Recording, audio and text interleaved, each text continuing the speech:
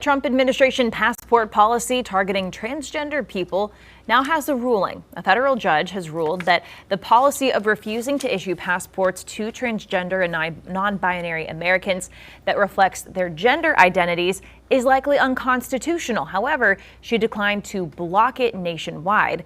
The preliminary injunction stopped the enforcement of the policy against 6 of the 7 transgender and non-binary people who sued to challenge the policy that has now been adopted by the State Department.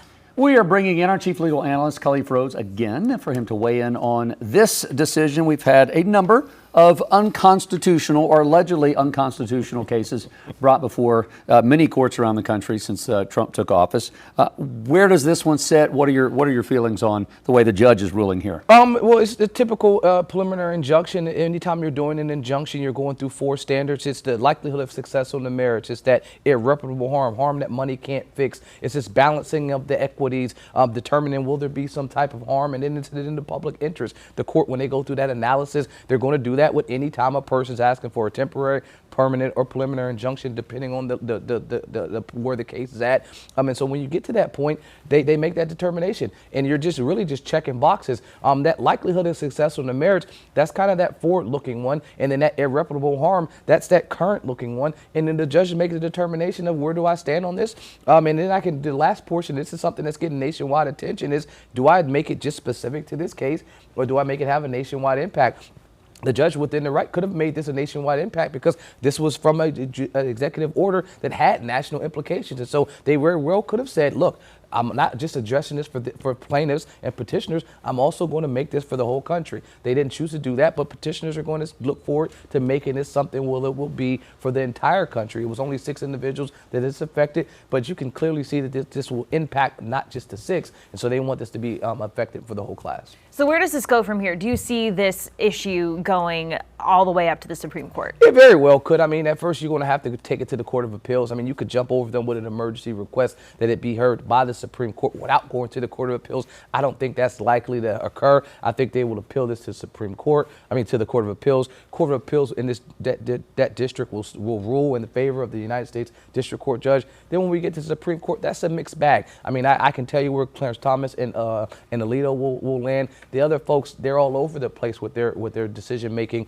I think the law is on the side of petitioners, specifically when you're talking about their ability to request the documentation be in the manner that they're asking for. The Trump administration doing this by executive order, I think it also makes it problematic, and that's why the judge said that it's likely that they will be successful in the merits when they go forward with this complaint. So I likely do see it making its way to the Supreme Court, and I do see petitioners being successful even if it gets there.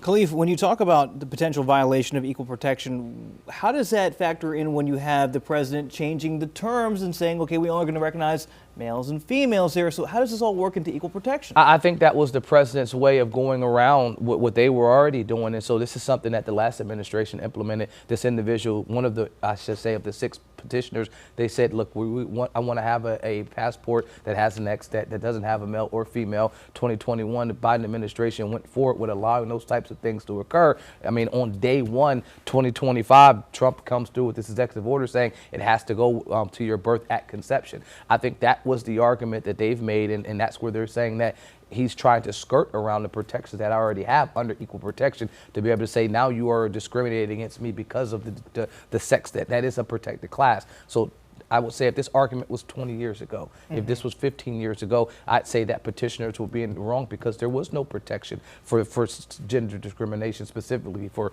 sexual gender discrimination. But now there are protections in place for that. And so I would say what I said before, that this will go forward and it would move in plaintiff's position and petitioner's position. All right, Chief Legal Analyst Khalif Rhodes, thank you so much for joining us once again. We've got you running the gambit this morning. Appreciate you.